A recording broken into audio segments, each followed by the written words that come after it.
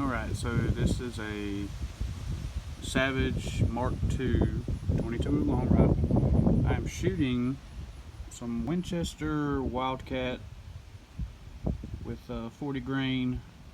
Let you listen to that, and then I'm going to use a 22 long rifle quiet round. So let's see the difference on this, huh? Alright, so the first one's going to be the Winchester, and I'm going to be shooting at the steel target. Alright, then we're going to go from there to one of the quiets. Alright, you ready? Let's see. Man, that's a lot quieter. Ah, love this dang thing. Until I get a suppressor for it, then I'd be a lot better off.